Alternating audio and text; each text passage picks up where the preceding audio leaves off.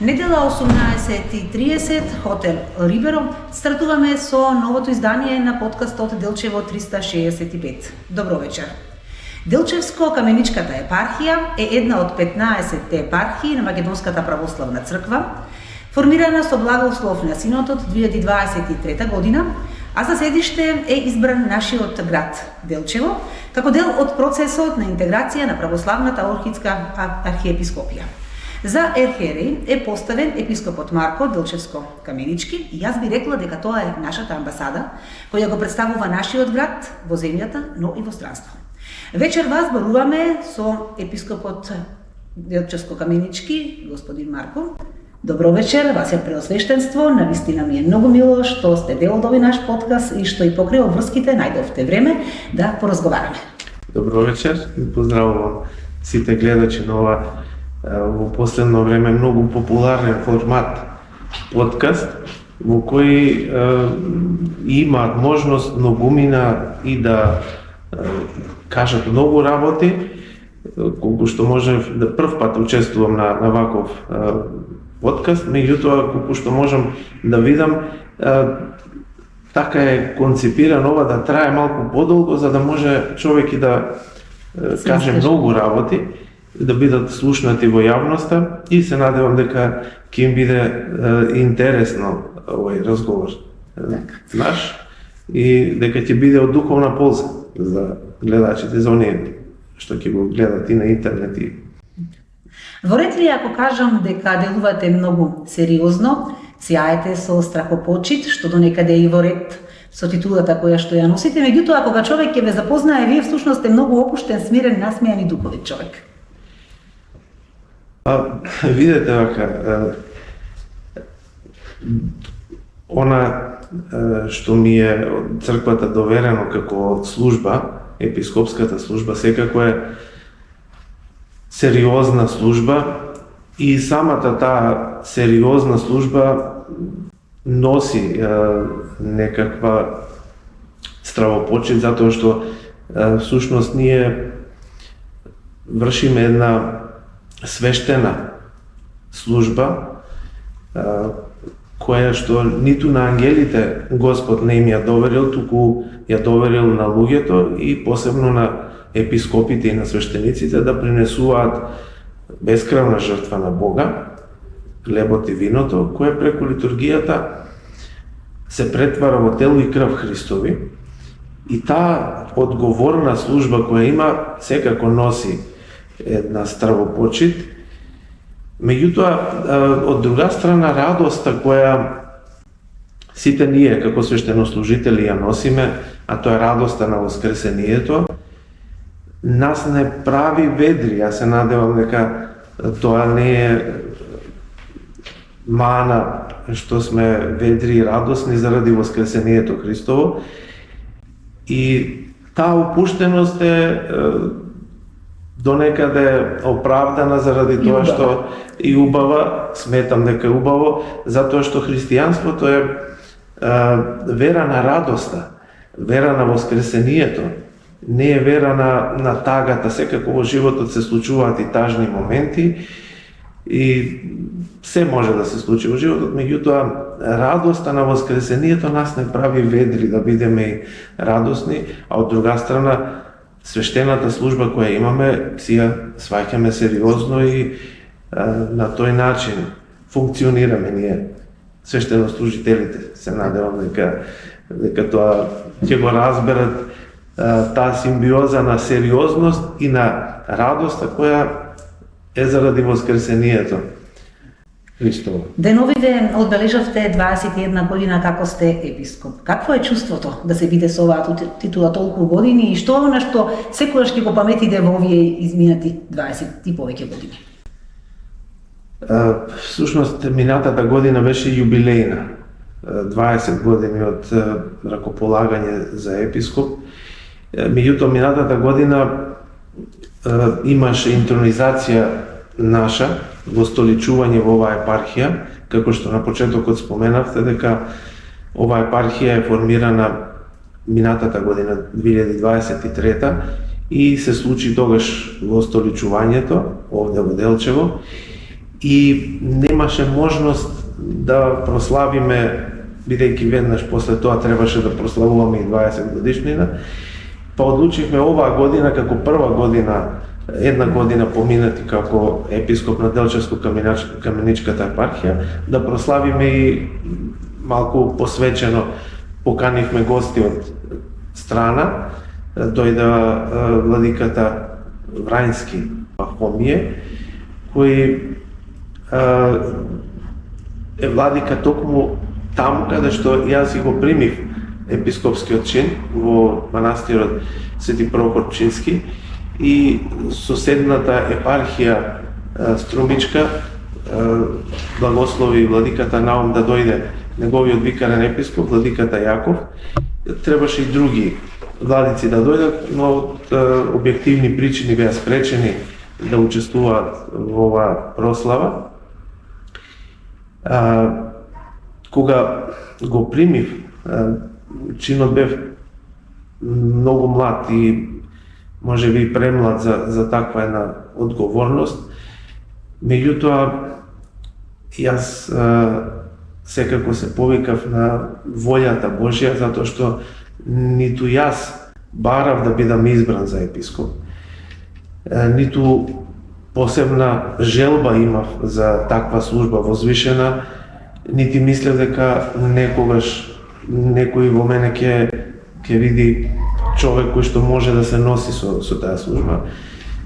Волјата Божја била таква која ме избра преку соборот на епископи и јас само реков да и амин на волјата Божја, иако премлад за таква служба, пак ќе кажам, имав само 25-6 години. Меѓутоа, заради потребите на црквата се случи тоа, се случувало и порано млади луѓе да бидат избрани за оваа возвишена служба, заради потребата на црквата. И му благодарам на Бога за се, па и за оваа служба, иако и сега чувствувам дека ги надминувам моите човечки способности да ја носам таа одговорност, но секогаш се овде и другите браќа епископи, повозрастни, поискусни од мене, од кои сум учел и досега и од сега ќе учам, и тие на некој начин ми даваат и храброст да продолжам со оваа служба. Еве 20 години една округла бројка, оваа година 21 година, и мислам дека со Божја помош ќе го износиме крстот до крај. Никогаш не треба да заборавиме дека Божјата помош е клучна за секоја одговорна служба и секогаш се молиме Господ да ни биде помошник и патеводител, секако заедно со повозрастните и поискусните епископи од нашата црква и од другите помесни православни цркви од кои можеме да научиме и да собереме големи искуства и да продолжиме во животот. Денеска има многу луѓе кои што се или се представуваат како лайф коучи или животни тренери. Јас мислам дека вакви луѓе имало многу одамна, само тогаш што нарекувале свештеници. Дали сум во право? Може да се каже дека делумно имате право. Тоа кога христијанството веќе процветало и кога добило слобода да се шири, и пред тоа секако со светите апостоли може да се каже, меѓутоа уште пред да биде христијанството, пред да дојде Христос и пред да воскресне, пред да ги испрати апостолите, постоеле и пред тоа учители, лайф коучи, како што модерно се вели, или животни учители, уште во античка Грција. Философите, па и на подалечниот исток, уште во 8 век пред новата ера, постоеле философи, учители, кај што се собирале луѓе, препознавајќи го тој дар на мудрост кој го имале тие луѓе, собирале околу себе исто луѓе кои се заинтересирани да го надминат она што се, односно како единки како материјални битија, трагајки по нешто повозвишено, духовно. И се собирале околу тие философии, околу тие мудреци. За античка Грција конкретно тоа е една подготовка,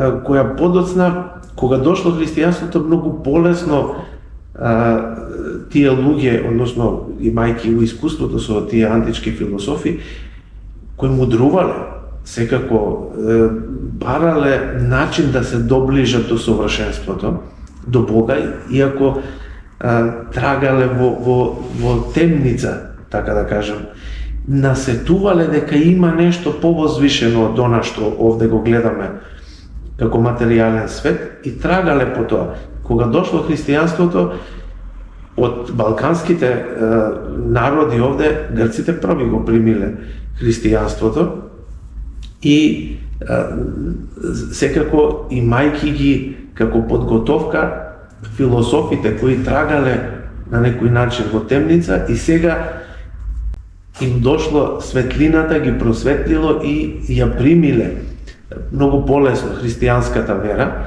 и секако после и цела Европа и цел свет се заквасил со таа вистинска вера и оние кои што тогаш биле епископи и свештеници, навистина постанале тие life coach, животни учители кои секако воделе многумина и сега ги празнуваме тие светители. Па и светиот Климент кој што го прославивме како наш патрон на црквата и тој бил еден вид на life coach, сега претходно и светите браќа Кирил и Методи и светиот Наум кој исто живеел во времето на свети Климент. Сите тие придонеле на некој начин црковните водачи да бидат и life coach. Во модерно време имаме многумина кои ја отфрла таа духовна димензија или пак имаат своја представа за некаква духовна димензија, повеќе психолошки, смирувајќи ги другите на некоја психолошка основа, не толку на верска основа. Според мене и молитвата е еден вид на психолошка. Па да. Ако доволно. Да, меѓутоа денешните лайф коучи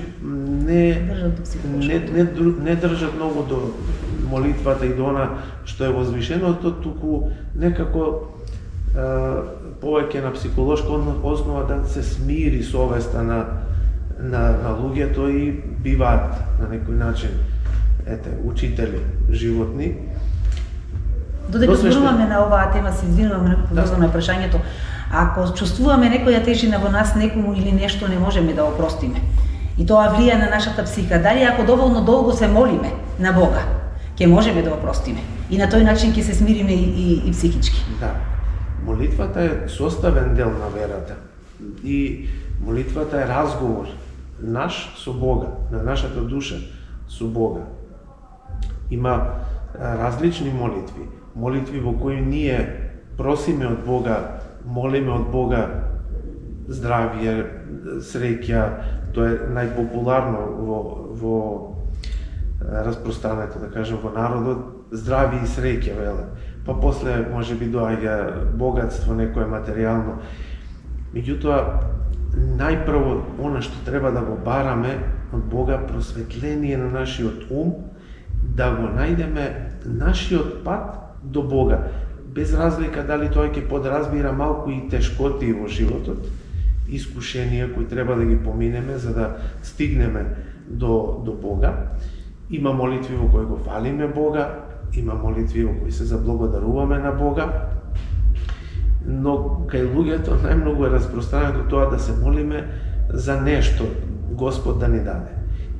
Има и разочарување некојаш ако не му се исполни тоа што го бара, и може да се разочара да рече Господ или да престане да верува во Бога, или пак да рече дека Бог не го слуша, да се разочара. Меѓутоа Господ знае точно на кој што му треба за спасение. Тоа е вистинската молитва што треба да ја кажуваме, да разговараме со Бога, да ни даде она што ни е потребно за спасение. Една работа, главно на што ја спомнавте, за да можеме да се приближиме на Бога е да простуваме. Господ да ни даде сила во себе да се надминеме себе си. Затоа што ние луѓето сме подложни на слабости, на страсти, кога некој ќе ни сгреши, па тоа долго останува во нас како една тежина, товар, и тешко се ослободуваме од тоа. Затоа е потребно да разговараме со Бога што почесто. И нормално, она што го рековте, дека ако почесто се молиме и ако почесто одиме на литургија посебно и да го примаме Христос во себе, тој ќе не просветли и ќе не освети и ќе почнеме да личиме на самиот Христос кој дури на крстот, кога го распна, се молеше: Господи, Оче, прости им, затоа што не знаат што прават. Молитвата е многу важен дел од животот на секој христијанин, како што спомнав на почетокот, тоа е разговор наш со Бога. И треба човек што почесто да се моли, колку што може, почесто и да благодари на Бога за се што има. Така, мислите ли дека луѓето многу почесто се молат, а кога ќе го добијат тоа зашто се молеле, забораваат да благодарат? Тоа е чест пример, да. Вообичаено тоа доаѓа од световниот поглед на животот. Световен, кога велам световен, не мислам на свет, некој да не разбере погрешно, светски, популарно да кажеме, светски поглед на животот. Ние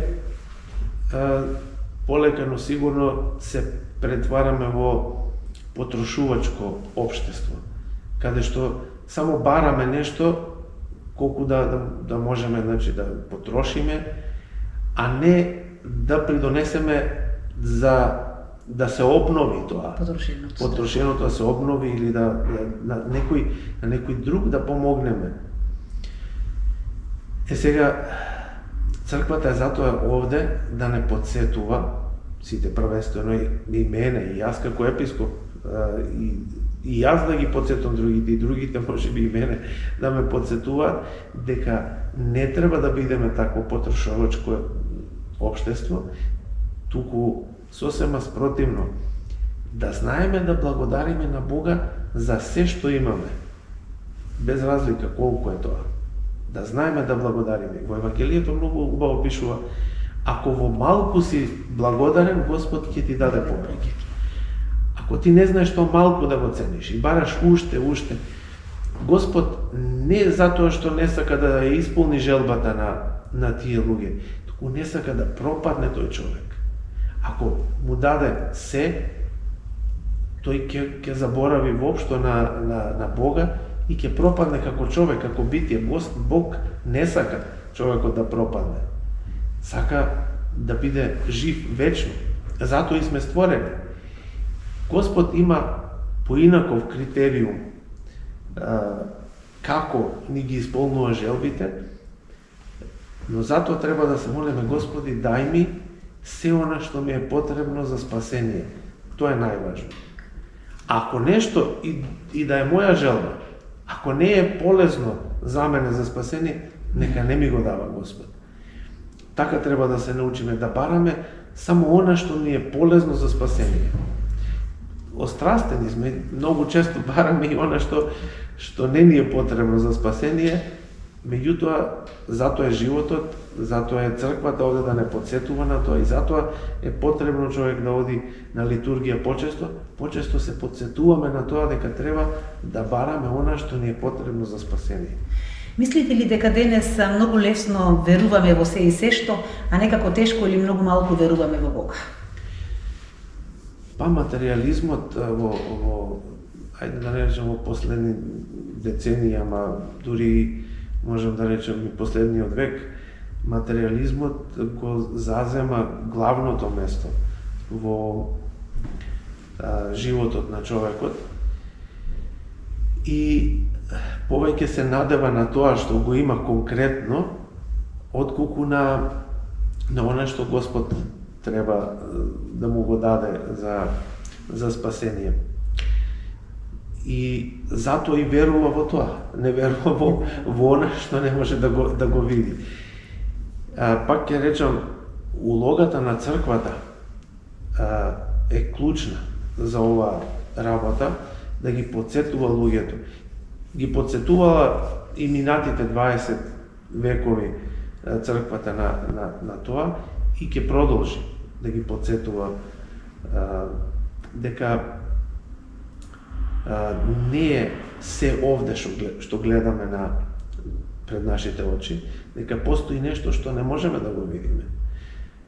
Тој духовен свет кој е и безвременски, безпросторен. Сушност и овој свет овде е дел од таа вечност, само што е ограничен со простор и со време. Никој не може од нас, кои се уште сме во времето и во просторот, да каже какво е тоа безвременско и безпросторно. Една слика која може да ни долови од прилика како тоа би изгледало е литургијата. Светите отци велат, литургијата е парче небо на земјата. Кога сме на литургија, тоа што се случува на литургијата е еден настан во кој што активно учествуваме. Не сме публика ние христијаните кога ќе дојдеме на литургија да гледаме како некоја представа се случува. Ние активно учествуваме и тука треба да ги оставиме сите светски грижи што ги имаме. Овој настан е најважен и тука, кога човек ќе се вклучи активно во тој настан, а тоа е целиот живот Христов и на крајот символично и распетието и воскресението, па и причестувањето наше со даровите Христови, тоа е Царството Небесно, тоа е безвременското, тоа е безпросторното, односно такво ќе биде Царството Небесно, славење на Бога и наситување од Неговата благодат. И јас би порачал на сите тие што мислат дека треба да веруваат само во она што го гледаат. А можам и да кажам една анекдота која лично не е анекдота, вистински настан, меѓутоа кога со еден господин разговаравме токму на ова прашање дали има Господ, дали треба да се верува во Бога или во она што може науката да го испита. Тој имаше афинитети кон астрологијата, кон астрономијата, па испитуваше овие метеорски дождови, звездите ги анализираше и споревме околу прашањето дека само она што може човекот да го измери, да го види, да го допре, со некаков инструмент да го измери, дека само во тоа треба да верува, во друго е безсмислено да верува. И споревме некое време и на крајот јас во шега, не е ни шега, него така во полу шега реков, добро, еве, вака да ги поставиме работите. Ако одиме по твојата теорија, да нема ништо после смртта, и јас сум го поминал овој живот, колку Господ ќе ми даде век, и ти си го поминал, и двајцата ќе дојдеме до гробот. Нити ти, нити јас ќе имаме нешто повеќе од гробот после смртта. Меѓутоа велам, ако јас сум во право, тогаш велам, каде ти ќе се најдеш? И тој се замисли и вели, тогаш ќе фаќам врски преку тебе. Така да, и во изминатите векови, кога луѓето немале инструменти да ги измерат и звездите и другите небески тела, пак тие постоеле и Сонцето и другите планети постоеле и без тие да ги измерат. Така и Господ постои независно ние дали ќе го признаеме и не зависи Господ од нас дали ние ќе го признаеме. Туку спротивно, ние зависиме од тоа дали ќе веруваме во Бога и дали Господ утре кога ќе не повика да се представиме пред Него, ќе не препознае како свој, односно дали ние ќе го препознаеме како наш Створител и наш Отец. Затоа што Господ е со отворени раце, меѓутоа, ако ние од овде не се научиме да го препознаваме, причестувајќи се првенствено со телото и крвта Христови, ако не се научиме овде на вечноста, тешко ќе биде тамо да го препознаеме Христос. Денеска многу сме заробени во материјалниот свет, а забораваме дека материјалното произлегло од духовното, односно од духовниот свет. Кажете ни зошто ви одлучивте да бидете Божи слуга? Божи слуга, тој термин малку е обширен, да речеме. Божи слуга, секој од нас е на некој начин Божи слуга, секој христијанин кој е крстен, всушност се посветил на Бога, односно го примил Христос во себе. На крштанието велиме, вие кои што во Христа се крстивте, во Христа се облековте. И на некој начин постануваме Божи слуги, меѓутоа не во значење кое што го разбира поголемиот дел од светот, слуга па да бидеш подчинет, да бидеш понижен од Господарот, така луѓето го подразбираат кој ќе рече некој слуга. И јас повеќе милувам да кажам Божи чеда или посветени на Бога, оние кои што еве како мене имаат свештен чин, луѓе што се посветени на Божјата служба, од оние кои што работат нешто друго, меѓутоа повторно се на некој начин Божи чеда или, ајде, да го употребим повторно тој термин Божи слуга, но не во робски контекст, туку во контекст на тоа дека ние самите се кажуваме за Божи слуги, затоа што сме недостојни, самите чувствуваме дека сме недостојни да бидеме на некое поголемо равниште, да кажеме дека сме близу до Бога, дека заслужуваме да бидеме близу до Бога, и тоа е од таму произлезено Божи слуга. Самите ние велиме дека сме Божи слуги, затоа што не заслужуваме да бидеме на повисоко равниште, но Господ нас токму заради тоа не издигнува уште на повисоко ниво и не смета за негови деца, за наследници на Царството Небесно кое за нас го приготвил тој. Тоа од скромност го велиме Божи слуга. Сега конкретно за прашањето зашто јас одлучив за оваа свештена служба, како дете ме привлекуваше тој живот, побожен живот ме привлекуваше. Не ни сонував дека ќе некојаш и како епископ ќе служам на црквата. Меѓутоа, ја сакав таа свештена служба. Ми беше интересно најмногу затоа што некако се чувствуваше некој мир, духовен мир кој што јас некако го препознав како нешто што би можел да, што ми фали, односно што би сакал да го живеам тој духовен мир. Кога влегов во образовна институција за свештеници во богословијата, сватив дека и не е така се розово како што мислев на почетокот, и тука има искушенија многу. Меѓутоа ме водеше пак една мисла дека тука нешто има нешто што ми е потребно. Може би овде во светот е малку зацкриено, ама некако ме водеше некоја мисла дека и навистина има нешто повеќе од она што може да се види во светот. Како минуваше времето, како се образував, така растеше и желбата за свештената служба, да служам во олтарот. Многу сакав да свештено действувам во олтарот, да бидам свештеник. Сега, околностите во црквата придонесува за тоа да бидам избран за епископ, и јас само реков, нека биде волјата Божја, како и да биде. Ја сакам таа свештена служба од дете, значи ја сум ја сакал, и ете сега Господ ми го дарува и овој чин, кој не сметам ја дека достојно сум го примил или сум бил заслужен за тоа, туку по милоста Негова.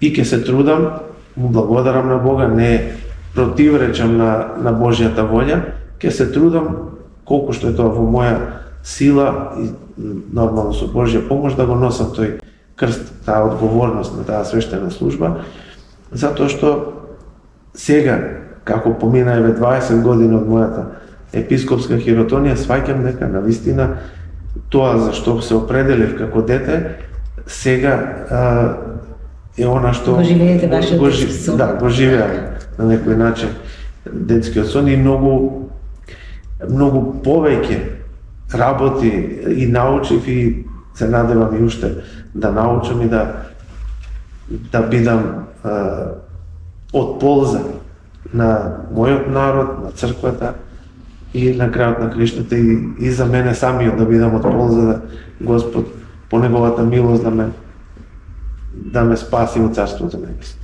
Колку денес е важно, па и колку е тешко децата уште од мали да се учат да веруваат во Бога без двумење, без скепса, туку едноставно да се радуваат и да веруваат во Бога. Тоа е многу важно. Децата се они од кои треба да се почне, да се воспитуваат во верата. Меѓутоа, во денешно време, може би родителите не обрнуваат доволно внимание на тоа воспитание,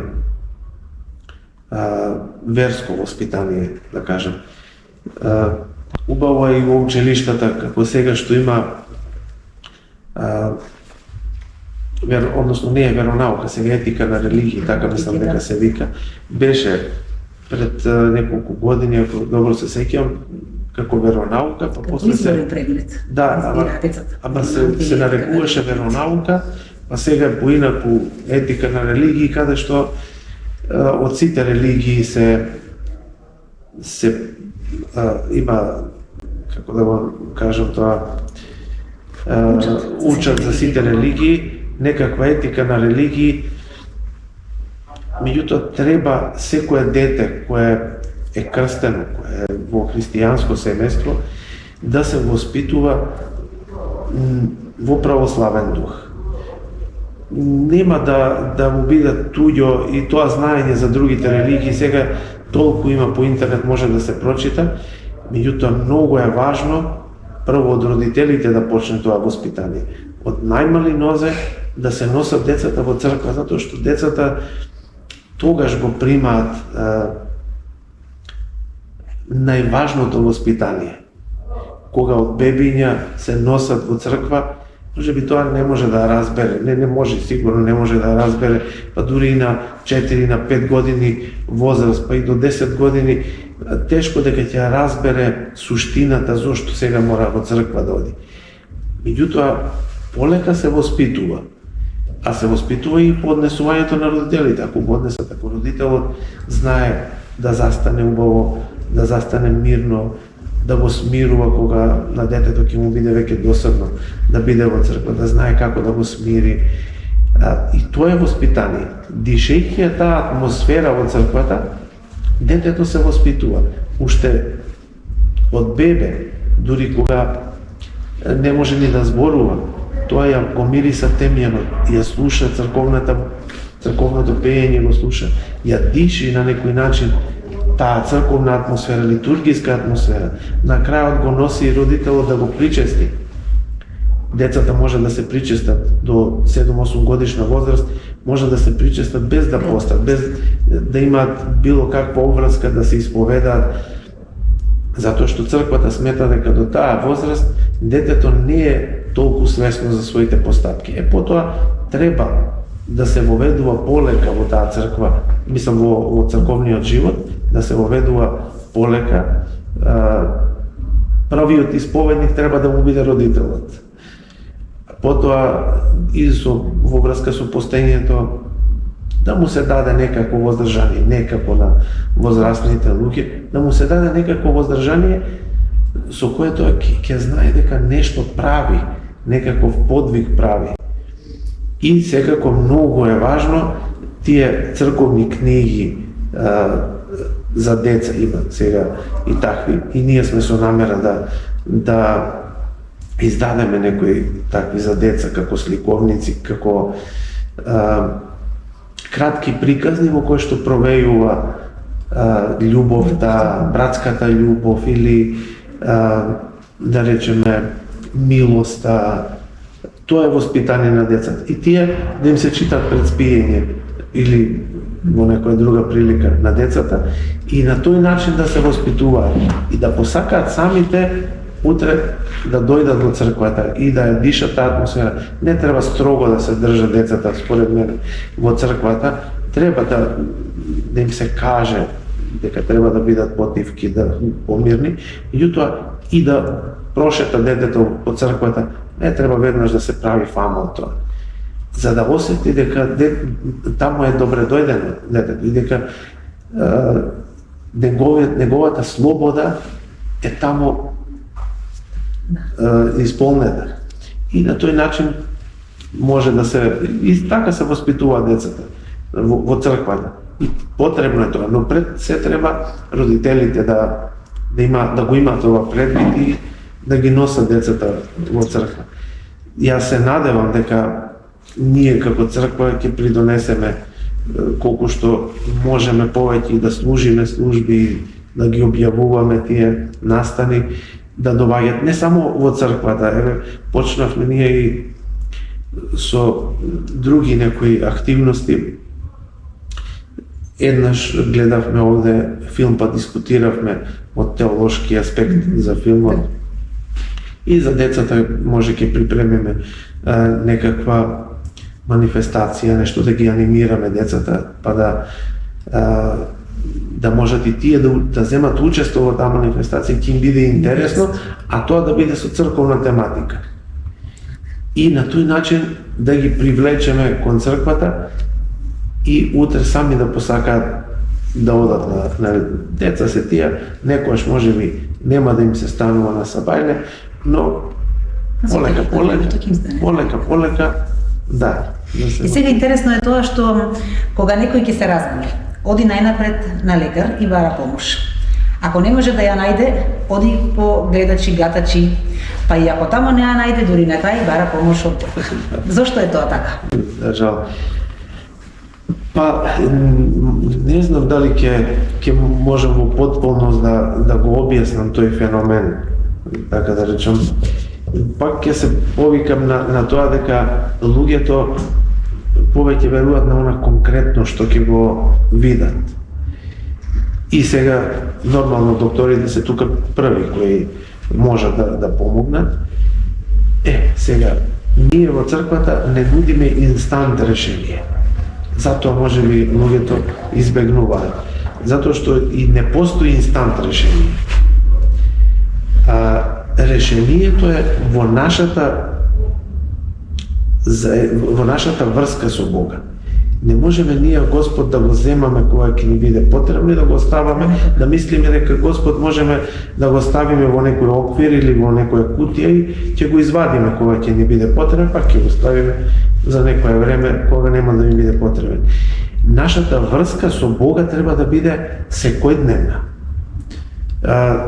Како што спомнавме, молитвата, тоа е таа врска со Бога што ја имаме. И тоа треба да биде секојдневно. Нашето учество во литургијата треба да биде во секоја недела и секој празник. Кога ќе можеме сега, некогаш од објективни причини нема да можеме да дојдеме на литургија. Меѓутоа, секогаш кога ќе можеме да ја воспоставиме таа врска, тогаш дури и пред лекарите ќе ни биде Господ и црквата и да се помолиме за здравје или Господ да ни помогне да ги надминеме тие искушенија. губејќи ја таа врска со Бога, луѓето бараат алтернативи. Лекарите се стручни лица кои што секако завршиле школа за тоа и можат да помогнат во голем дел од нашите здравствени проблеми. За жал, оние луѓе кои се занимаваат со гатање и со бајање се некој сурогат на верата кој настанал во недостиг на или можеби подобро речено тогаш кога црквата не била толку актуелна, односно кога била на некои места дури забранета. А во нашите краеви не била можеби забранета, но била маргинализирана и смејувана. Свештениците се сметале за баксус, колку што се сеќавам, која ќе порано во тој период после Втората светска војна, во периодот кога комунизмот владеал во нашите простори, тогаш свештениците се сметале за баксус, за некои недоволно интелигентни и се отфрлале на маргините на општеството и тогаш некако духовната потреба на луѓето морала да биде заменета со нешто. Човекот не може без таа да ја задоволи таа димензија своја духовна. И тогаш се појавувале луѓе каде што немало свештеник, некој ќе се појави така поинтелигентен и или заради материјална корист или нечестивиот и ѓаволот ќе го излаже дека ти си избраниот што треба да им помагаш на луѓето, на тој ќе му се или и тој недоволно духовно образован, ќе прифати таа игра со нечестивиот, ќе прифати таа улога на некој избран кој треба да им помага на луѓето, меѓутоа тоа сето се работи без Бога, без молитва. Дури и оние гатачи и бајачи кои што имат икони, ги злоупотребуваат иконите, ќе седне некаде, ќе направи некаква црквичка или некоја просторија, ќе уреди така со икони, само и само да ги привлече тие што веруваат во Бога, инаку тој во своите гатања и бања не го употребува името Господа, дури ако го употреби, тоа е злоупотреба на името Господово. Во црквата се случува со благослов. Се би требало да се случува со благослов и ништо да не се прави без благослов. Тоа и каноните го пропишале уште од најрано време кога црквата имала проблеми со погрешни учења. Никој во црквата ништо да не прави без благослов на епископот или на старешината, односно на свештеникот, за да не дојде до злоупотреба. За жал, кај нас има такви појави, не се ни ретки, можам да речам, каде што луѓе дури ги злоупотребуваат иконите без благослов на црквата, за жал, и не може да имат благослов за злоупотреба на тие икони. Ги мамат луѓето да дојдат, а луѓето барајќи инстант решение не го наоѓаат, туку мислат дека ќе го најдат таму. Има дури и уште една поголема обмана што нечестивиот ја прави, да моментално престане со искушенијата врз тие луѓе, како би поверувале дека тие имаат некаков бенефит од тие гатачи и бајачи. И се фаќаат на таа јадица тие луѓе, ма јас велим ми помогна тоа кај бајачот. Да, привидно нечестивиот те оставил, не те искушува за да поверуваш, да те оттргне целта на нечестивиот, да го оттргне човекот од црквата и од литургијата. Тоа е целта, затоа што тој не може да ја поднесе љубовта која Господ ја дава на човекот и која треба човекот да му ја возврати на Бога. Таа љубов, сушност, нечестивиот не може да ја поднеси. И затоа неговата главна цел е да го отстрани човекот од црквата. Потоа тој лесно е податлив за овие бајачи, гатачи, духовно е слаб и може нечестивиот после да го измамува и на други начини да го оттргне и од Бога. Моето прашање е дали постојат демонски сили, па секако што го зборуваме пред малку, дали тоа влегува во тоа демонски сили? Да, постојат демонски сили. Тоа се дел од ангелските сили кои отпаднале од Бога. Заради тоа што сакале горделиво, сакале да бидат равни на Бога. И ангелите, односно духовниот свет кој е создаден пред материјалниот свет, и уште пред да се создаде материјалниот свет се случувала борба меѓу тој духовен свет, оние кои сакале да бидат равни на Бога, не можејќи да поднесат таа љубов Божја која им ја дала и слободата, значи и на нив им дал слобода дали ќе го прифатат Бога или ќе бидат противници на Бога. Таа слобода Господ и на тие духовни бити им дал, тие злоупотребили таа слобода и отпаднале, всушност автоматски отпаднале од близината Божја. Оние ангели кои останале верни на Бога, тие се утврдиле во доброто, виделе дека е тоа лошо и се утврдиле во доброто.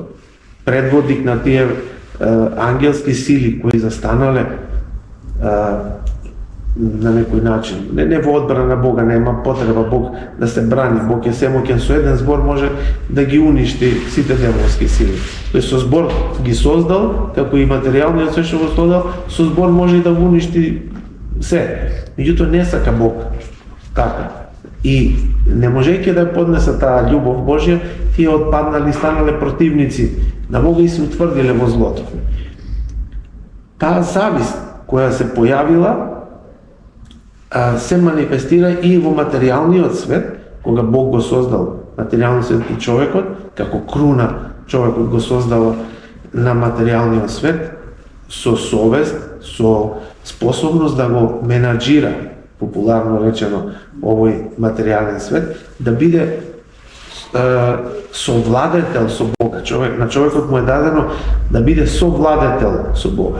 Сега нечестивиот затоа е толку на некој начин спротиставен на човекот од завист зошто сега тој да биде во близина на Бога и прави се да го оттргне од Бога. Нечестивиот има многоилјадно искуство со човекот, со човечкото битие и многу лесно може да манипулира со човекот. Меѓутоа, ние никош не треба да се надеваме дека со нашите сили човечки што ги имаме, дека ќе го победиме нечестивиот во борбата. Тој е лукав и знае на кој начин да пристапи до човекот од повеќе илјади годишно искуство со човекот, затоа треба да ја бараме Божјата помош. Тие сили нечестиви, ѓаволски, како да ги наречеме, постојат, иако ние не можеме да ги видиме, како што постојат и ангелските сили кои пак се наши помошници. Секој еден од нас кога се крштева добива ангел чувар.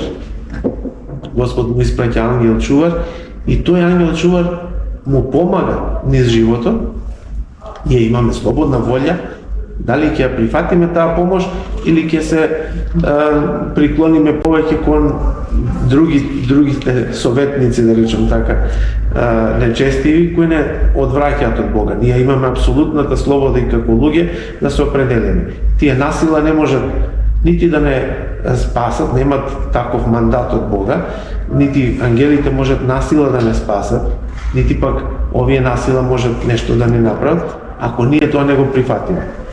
Луѓето кои, за жал, барат инстант решенија, се луѓе кои всушност ја прифаќаат таа другата страна, не ангелската, и мислат дека на брзина може се, мако трпно е растењето духовно на човекот. Меѓутоа е многу благодатно и спасоносно. Кога човек се гради полека и го гради и своето трпение и смирение, што недостасува во овој брз свет во кој што живееме, тоа трпение и смирение, човекот да се смири, малку да почека, да потрпи малку, за да може да дојде она што го сака, односно она што му е од полза за спасение. Се надевам дека црквата ќе си ја изигра улогата која има во општеството и ќе го сведочи понатаму како што се трудиме да го сведочиме. И ние насила не можеме никого да го, и не е потребно насила да некого да го воведуваш во црквата. Ако насила и дури и рајот може пекло да му биде ако некој насила се наоѓа таму. Така. Дали Библијата е посебна книга или можеби е обична книга напишана од мудри луѓе? Библијата, колку што имам информација, веќе откако се води некаква статистика за најчитана книга, мислам дека е најчитана и до ден денеска, ако не се лажам.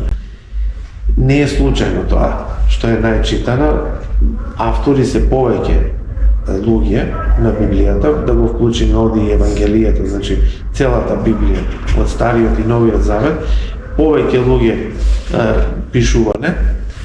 Црквата и ги препознала тие книги, затоа што има и други некои книги кои ги нарекуваме апокрифни, или книги кои црквата не ги препознава дека се автентични, односно дека треба да бидат сместени во Библија, во библиските книги. Значи тоа е збир на повеќе книги Библијата. Не е една книга, една е вака која ќе ја видиме. Меѓутоа внатре има тоа е збирка на повеќе книги.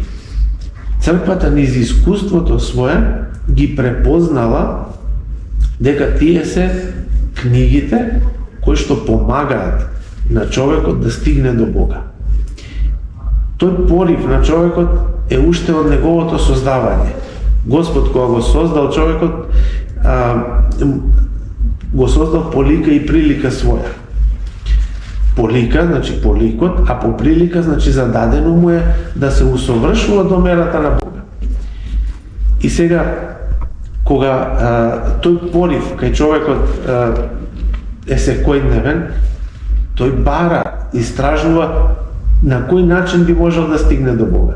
Библијата е тој, да кажеме, кодекс на упатства, како да се стигне до Бога, на кој начин.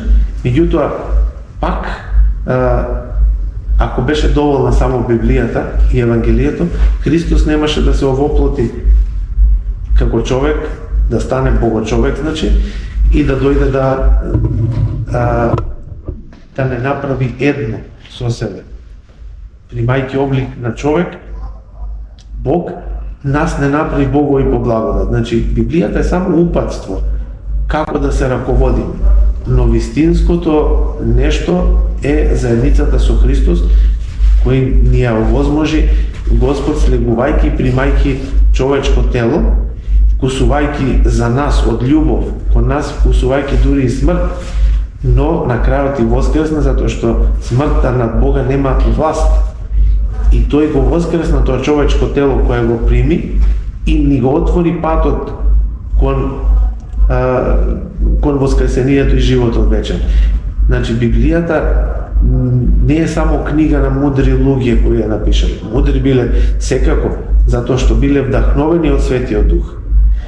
Тоа е секако, мудроста е тука неоспорна и не може да се доведе во прашање. Меѓутоа, таа мудрост е од Бога дадена.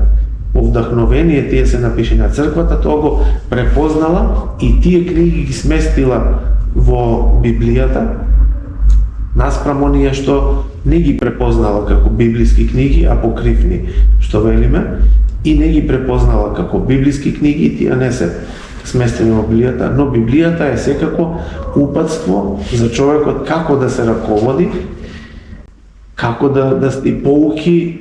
Благата вест, Евангелието е блага вест, во буквален превод значи блага вест, благата вест за доаѓањето на Спасителот, и тоа е значи за наша поука, за наше охрабрување во животот, да го имаме предвид Христовиот живот, да имаме предвид дека Господ за нас дошол, за нас пострадал, но за нас и воскреснал, за да ни овозможи живот вечен. Затоа е Библијата најчитана, затоа што секако на човекот му е потребна таа духовна димензија да се движи кон Господ, а Библијата е таа книга која го упатува човекот на тоа. Но ништо без Христос, оној кој што слезе од небесата, дури и само Библијата не е доволна, сакам да кажам, за спасение на човекот. Потребно е човекот да заедничари со Бога, да биде во заедница со нашиот Господ Исус Христос. Дали Божиото царство се наоѓа во нашите срца? Секако, ако земеме предвид дека Бог сите нас не создал и дел од Бога имаме во сите нас, секако дека царството Божие е во нас. Бог, како што велат светите отци, не гледа од озгоре, тој не гледа од внатре. Од натре, од нас не гледа. И повеќе не познава Бог отколку ние самите што се познаваме. Повеќе познава колку сили имаме ние да издржиме нешто и никогаш не допушта да бидеме искушувани повеќе отколку што можеме да носиме и да издржиме. И затоа слободно можеме да кажеме дека Царството Божие е во нас, меѓутоа дали ние тоа ќе го препознаеме, останува на нас. Господ со сила нема да не спасува. Тој е во нас, меѓутоа никако со сила не сака да ни се покаже. Многу пати ќе имам спомнато дека на еден нежен начин ни се приближува Бог. Преку Евангелието, преку литургијата, не сака да се појави, а може да се појави на небото и да со целата своја сила што ја има, да самиот да се покаже и да каже јас сум Бог, тогаш ќе ја уништи нашата слобода која ни ја дал. А тој ни се приближува нежно дури кога се родил во пештера, настрана каде што нема да привлекува внимание. Кога се крштеваше на реката Јордан, се слушна глас од небото. Светиот Дух во вид на гулав слезе на Синот Божи. Тоа е првото појавување на Света Тројца. Кога Бог се јавува со глас, Бог Отец, Бог Синот се крштева и Светиот Дух слегува во вид на гулав на Синот Божи. Значи, не сака така отворено насила да покаже дека е тука, дека постои, дека по секоја цена мораме да веруваме во него. Толку не љуби, што не сака да напуши таа наша слобода, иако е во нас, внатре, во нас и не познава многу подобро колку што ние се познаваме себе си. Треба тоа да го препознае секој човек. И тоа тргање, сушност на човекот по духовното, по она што представува надвор и од самиот човек и од она што го гледа, е токму тоа што Господ е во нас и на некој начин не поттикнува, но никогаш на сила нема да не спасува, да се појави, да не уништи слободата. Што е небото според нас? Не знам сега на што конкретно мислите. Ако мислите на ова небо што го гледаме, она што можеме да го видиме, тоа е она што го гледаме со звездите. Од духовна смисла ние тоа го викаме небеса. Небесата, затоа што небо е она што го гледаме, а небесата е она што е над тоа небо, над Вселената која ние не го гледаме. Тоа обично се кажува за небесата, односно за нешто што е возвишено, што ние не можеме сега да го видиме како материјални битија. И Царство Небесно, кога велиме и кога збориме во црквата за небесата, збориме токму за тоа што не можеме да го видиме, што е над нашите можности, нашите физички способности да го видиме, но веруваме дека постојат тие небеса или нешто што е над која е за нас пак определена да учествуваме во Царство Небесно. Тоа представува за нас небеса. Царството Небесно, което ние го иконизираме на светата литургија. Царството Небесно. Заедно со сите светители, со ангелите, со Господ тука, како на врвот на секоја црква, ако имате забележано, на средината на полите или средината на црквите е насликан Христос и клучно вседржител, пантократор наречен, оној кој држи се. Значи, кој го држи и небото што го гледаме ние, звездите, планетите и се држи, а тој е над тоа. Тоа е за нас небото и небесата што ги кажуваме во црквата и што ги во што веруваме. Не веруваме во ова небо што го гледаме тука, веруваме во Царството Небесно. Што очекува Бога од мене, од другите, од сите нас? Најпрво јас, колку што колку што се моите духовни способности се да откријам и да кажам, очекува да бидеме во Негова заедница.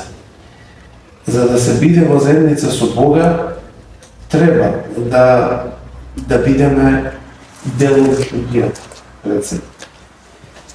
Очекува да го препознаеме како наш створител, како наш Отец, пред се како наш Отец, не како некој суров Господар.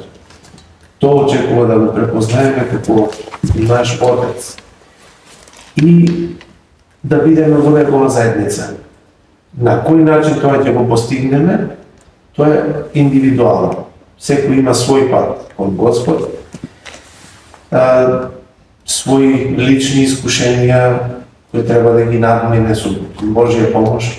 Тоа е секојаш тука и светителите и ангелите да ни помогнат во тие искушенија, но моје скромно мислење дека Бог не очекува од нас ништо тука да направиме и да мислиме дека сме исполнили некакви кодекси на однесување, па заради тоа Господ ќе не спаси.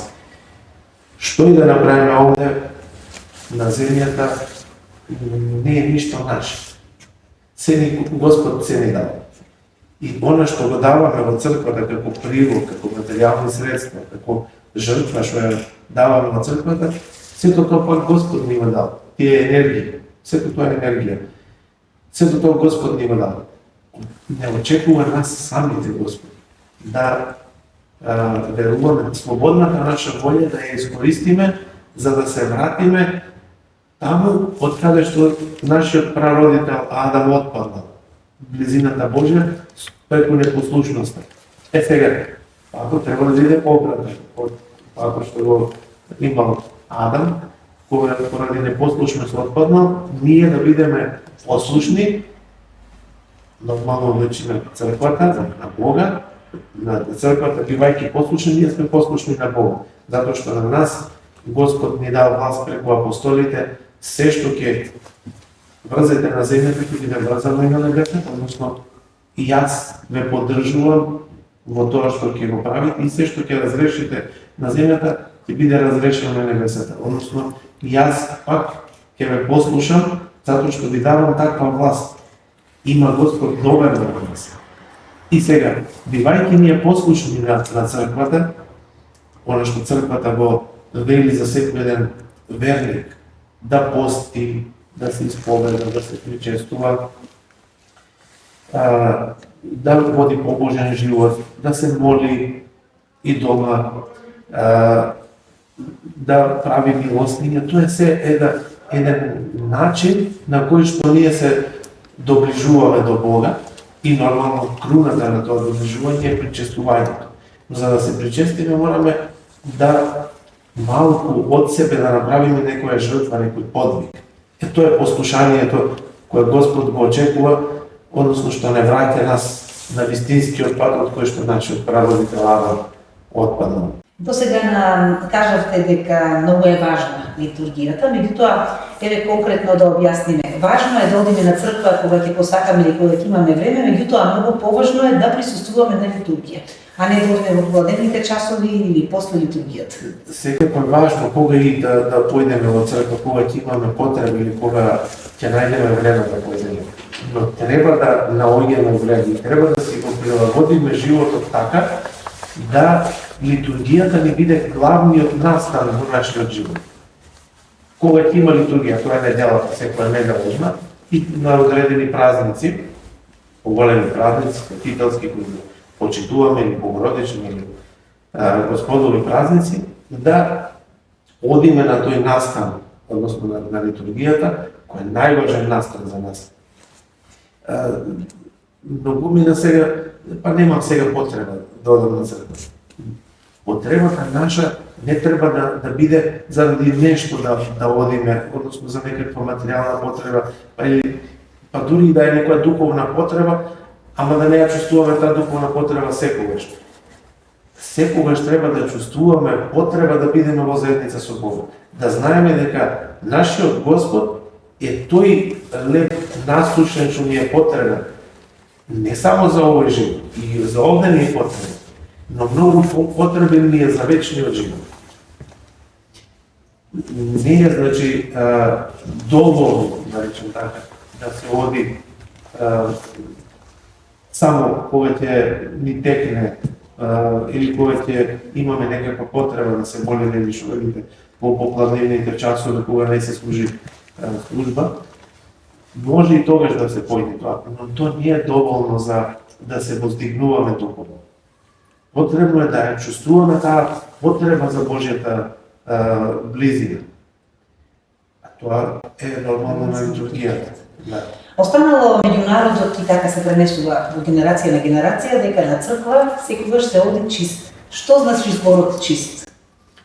Тоа многу убаво нашите предци го кажале и во духовна и во телесна смисла чист.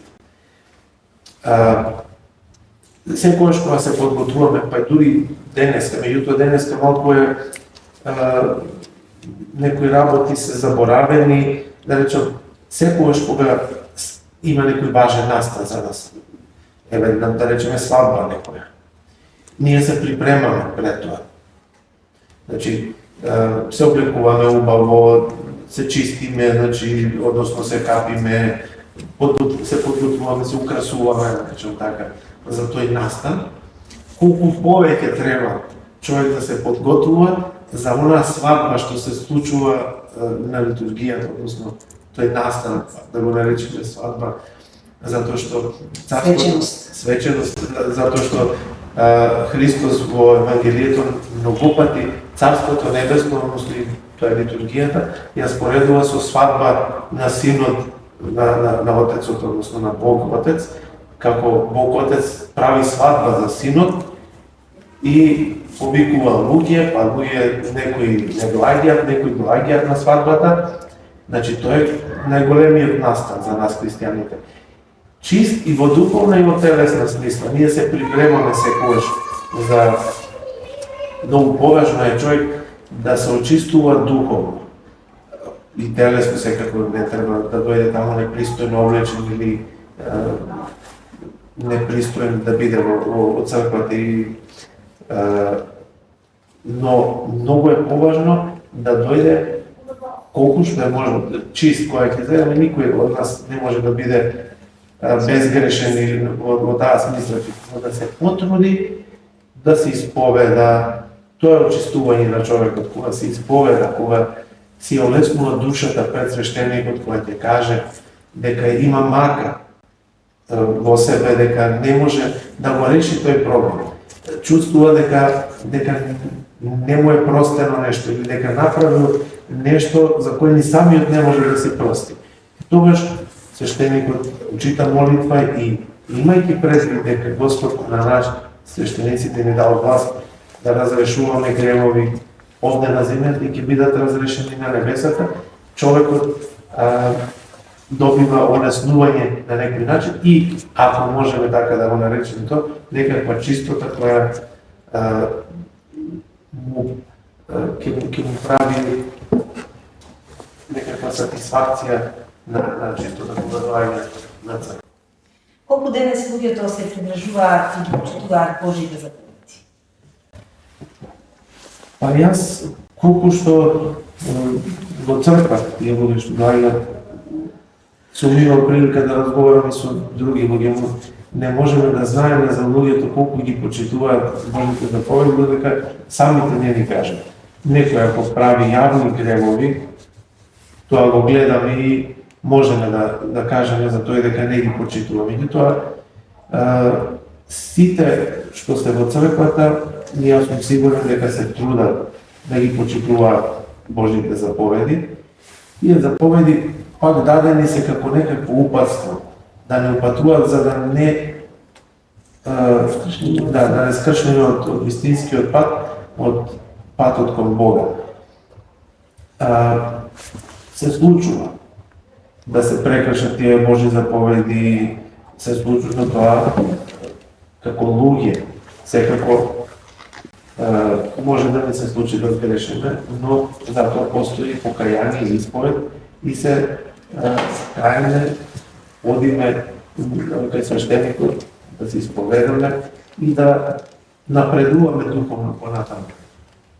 Не можеме да знаеме ако некој тајно не ги почитува Божите заповеди, додека не ги каже. Тие што доаѓаат на црква, верувам дека се трудат во таа насока. Тие што не доаѓаат во црква, не можеме ни да знаеме дали ги почитуваат, но светот секако е некако тргнат по материализмот. И тоа подразбира дека ја остава духовноста малку на страна. Тоа не значи дека нема да се врати еден ден. Тоа се случувало и порано во историјата, кога еден народ, да кажем израелскиот народ во Стариот Завет, кога ќе застранел од вистинскиот пат, ќе се случат некакви искушенија, робства, ќе ги победи некои од другите народи, па ќе ги направи робови, а тие ќе се свртат кон Бога, па ќе дојде ослободување. Тоа не мора да значи дека секој Господ со робство ги решава работите, меѓутоа на некој начин оди понекогаш човештвото во погрешен правец, ќе удри со главата во зид и ќе се освести и ќе се врати на вистинскиот пат. Тоа се случувало. И сега имаме една експанзија на материалистичко сваќање на животот, дека треба само да трошиме, само да потрошиме ова што го имаме, но ќе дојдеме неминувано до зид, сакале и ќе мораме да се вратиме назад. Ќе биде тоа повторување на историјата.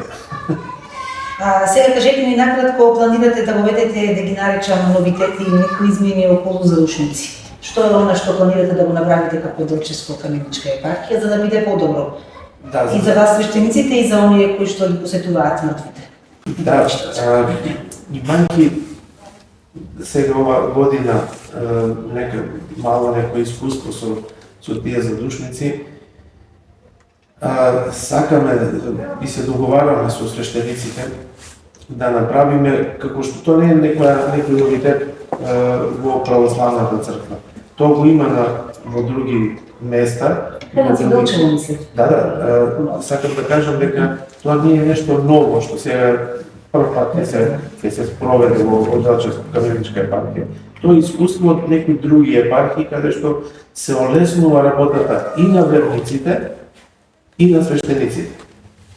Но сега имаме пракса да свештениците мора да појдат на секој еден гроб и да читаат молитви и мора да брзат за да стигнат на следниот гроб, затоа што се случува задушница, сега мислам дека ќе биде во февруари, тоа зависи од Великден кога паѓа, па задушница, она зимската задушница паѓа во неделата месопусна, пред постите, значи една недела пред да почнат постите. А постите зависат од кога ќе падне Великден, секоја година е на различен датум Великден. И сега се случува некогаш да биде ладно.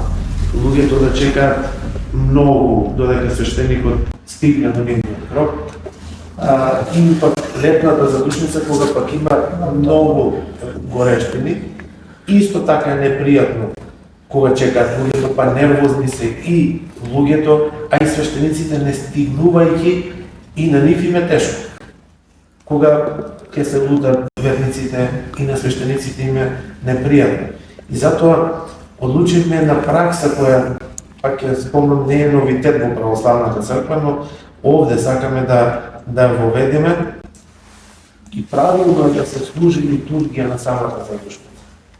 Службата по литургија и да се направи општ помен за покојните. До сега свештениците не служат литургија затоа што од рано морале да тргнат по гробовите, за да стигнат таму кај сите да поминат. Сега одлучивме, се уште не сме осоштили, ова е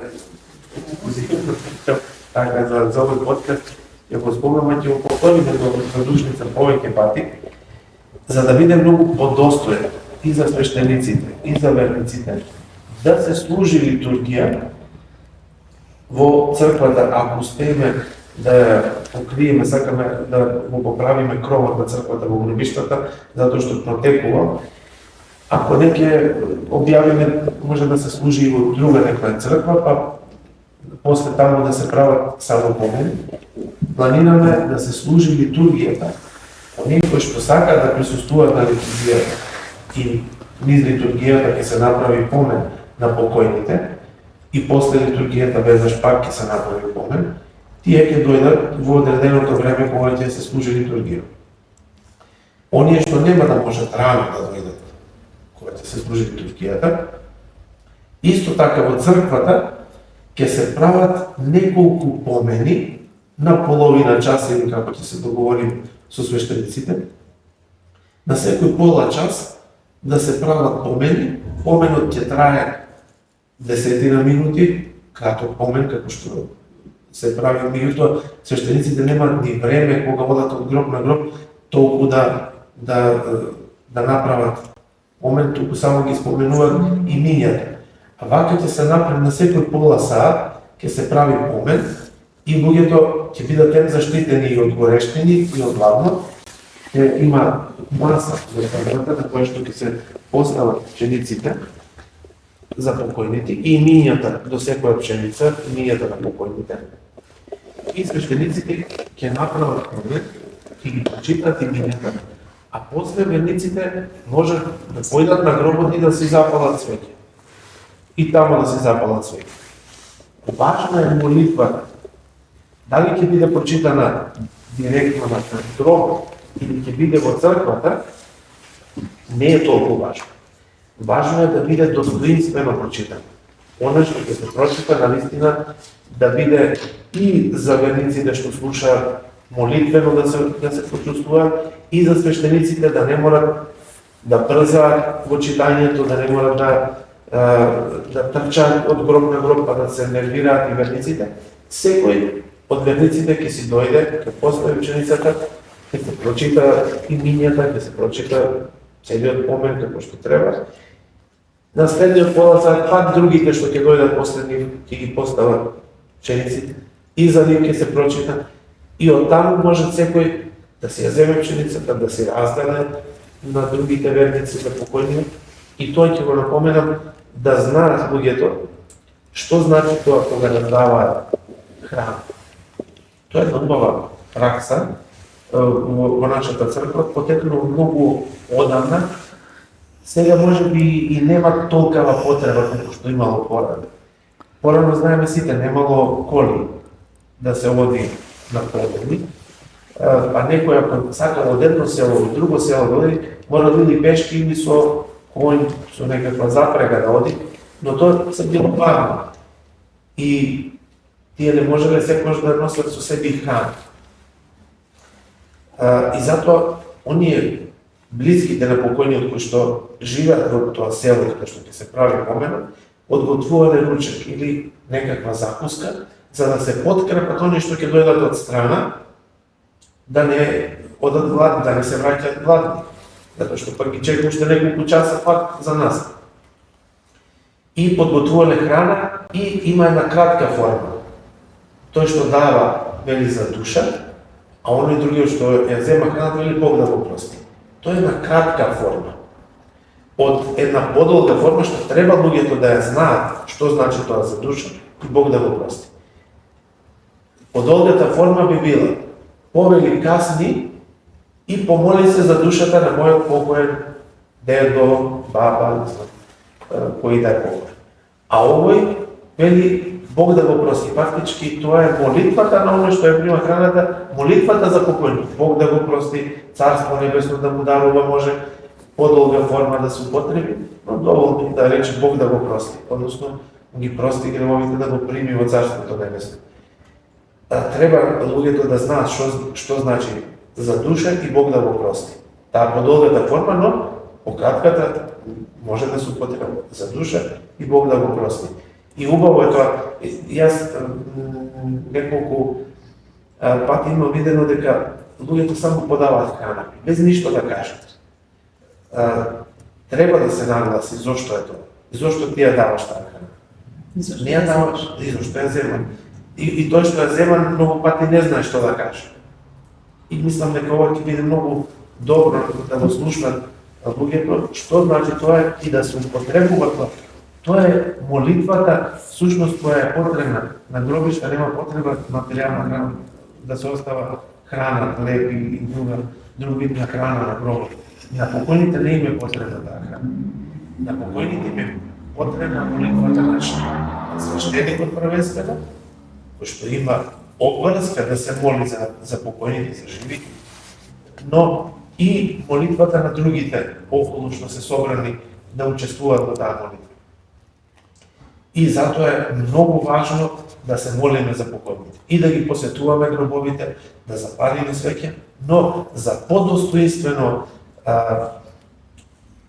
молитвено сеќавање на покојните, ова следнава година, значи да пробаме да го направиме тоа. Мислам дека ќе биде од духовна корист на сите и дека верниците ќе го прифатат тоа, да не мислат дека сега тоа е некоја новина, па нешто не им се допаѓа или тоа не е новина во православните, може ќе биде овде, во Делчево новина, но ќе видат дека многу подостоинствено ќе може да се помолат за покојните отколку да го чекаат свештеникот повеќе од пола сат на сонце или на студ. Тоа да речем така една новина за нашата епархија, да се обидеме подостоинствено, да немаме намера да правиме нешто што ќе ги навредим верниците или свештениците. Напротив, имаме намера за подостоинствено молитвено сеќавање на покојните, тоа да го направиме. Пред нас е Божик, пред нас е Бадник и многу убави наши празници. Треба ли сите ние, делчевчани, да дојдеме на литургија на овие празници и таму да се радуваме на празникот, а не само дома на трапезата? Да, тоа е многу потребно. Значи, заедничката молитва, односно литургијата е пред се. И празникот не би бил потпун ако не се празнува литургија. Тој и домашен празник, секако се собираме на трпеза со нашите најблиски.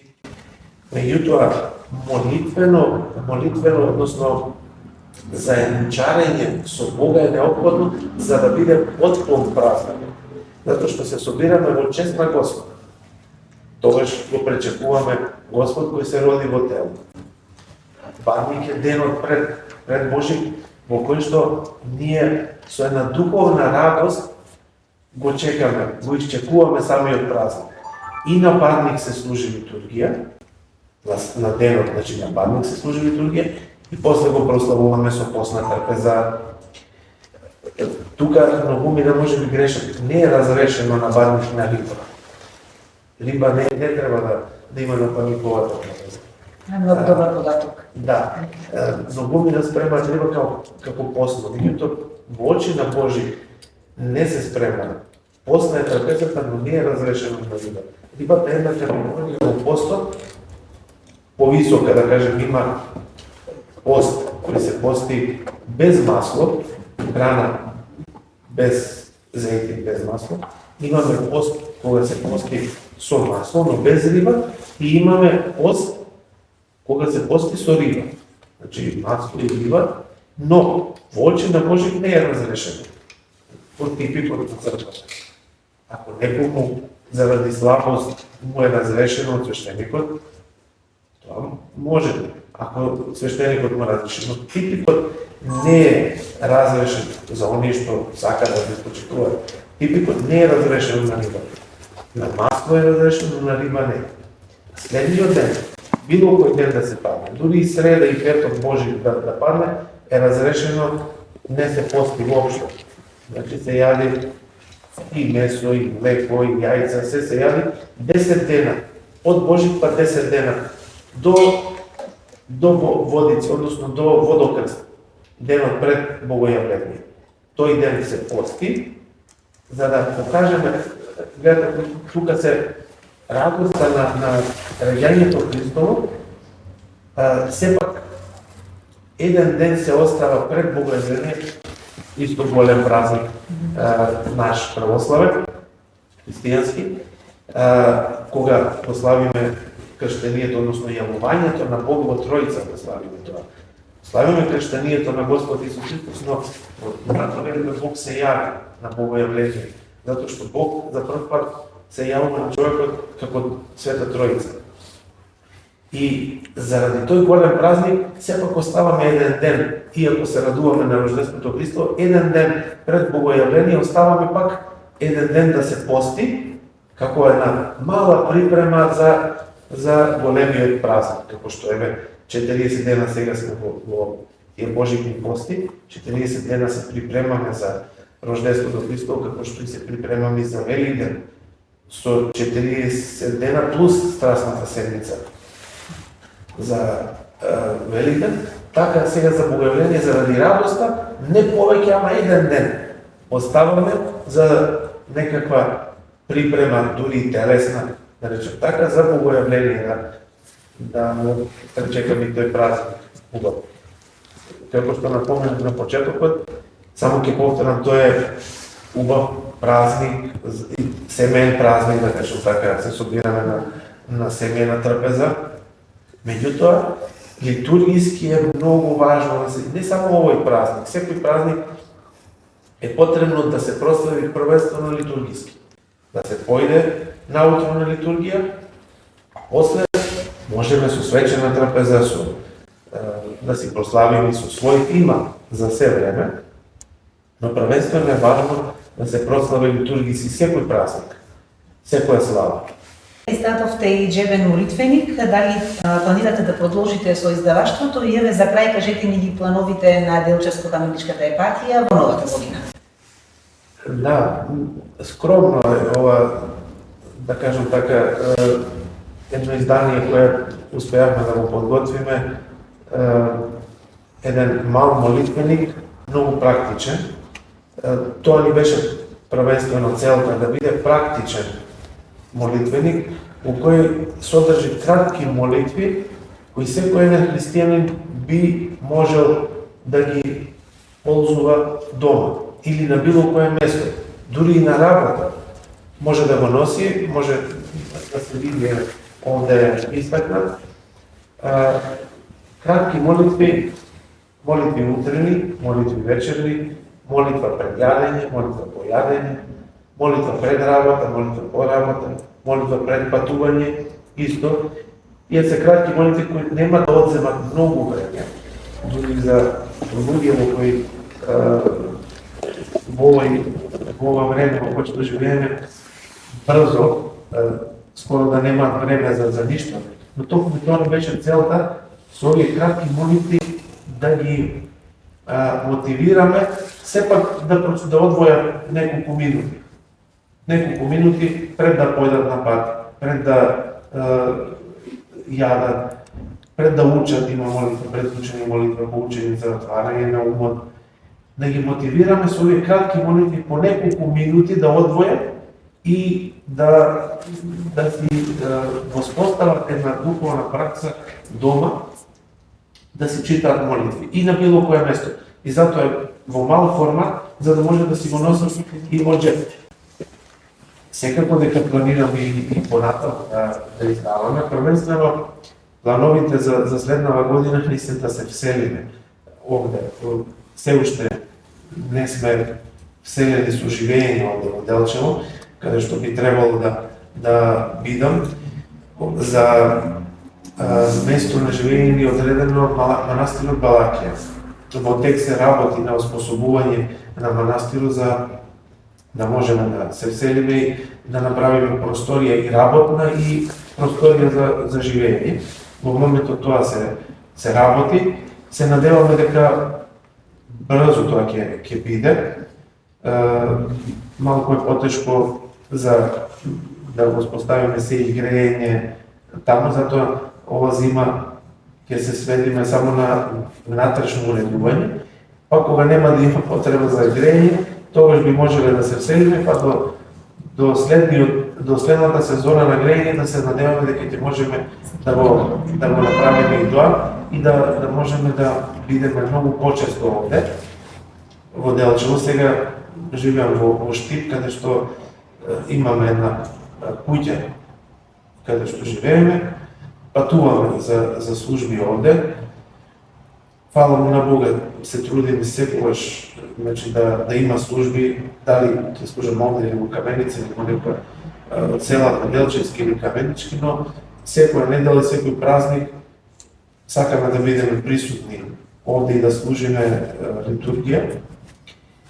А се надевам дека многу поприсутен ќе бидам кога ќе се вселам овде, ќе можеме и почесто да се среќаваме со верниците од овде и да разговараме и да правиме и трибини, како што почнавме да организираме веќе такви духовни трибини, како што напоменав на почетокот, мислам кажав дека културни манифестации, еднаш дискутиравме за еден филм, па имавме едно предавање во Каменица, ќе продолжиме и со тоа, ќе повикуваме гости, наши уважени архиереи, владици, па и професори од Теолошкиот факултет, и не мора само од Теолошки факултет да бидат, и други некои професори кои имаат што да кажат, духовно да се издигнеме сите. Ќе продолжиме, имаме во намера уште неколку филмови, за неколку филмови да дискутираме од теолошки аспект. Не би ги открил сега кои се филмовите. Меѓутоа да повикуваме и други гости. За сега тоа ќе бидат плановите, ако можеме да го постигнеме тоа, да се вселиме овде, да бидеме поприсутни овде, да организираме вакви предавања и дискусии духовни, трибини некои, манифестации, да организираме и секако да продолжиме со издавачката дејност. Ова е едно скромно, да кажем,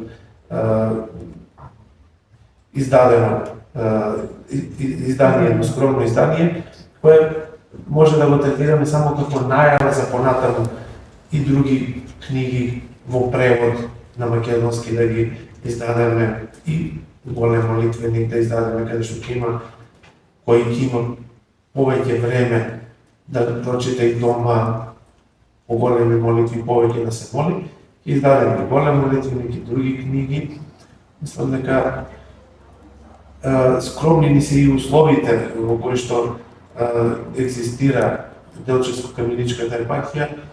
Колку што можеме, ќе се потрудиме да најдеме средства, тоа е потребно и средства да се најдат материјални за сите овие настани што планираме, но длабоко сум уверен дека Господ ќе ни помогне и ќе се организира тоа на најдобар можен начин. Ваше Преосвещенство, ви благодарам многу што направивме директно добар разговор. Се надевам дека ви беше пријатно. Многу пријатно, јас ви благодарам за поканата. Прв пат учествувам на ваква емисија и мислам дека ќе биде ова од духовна полза на нашите верници и да се надеваме понатаму пак да организираме некаков разговор, па и на конкретна тема, ова беше општо, па и на конкретна тема да се дискутира, па и со публика, да речеме, па и прашање од верниците кои што ги интересира. Може би вие ќе добиете некои прашања Да, на кој што ќе да. Ви посакувам многу успехи на вас лично и на Девчарско-ремоничката епархија. Се гледаме во некоја друга прилика. Вам, почитувани гледачи, ви благодарам за вниманието, имаете убава вечер.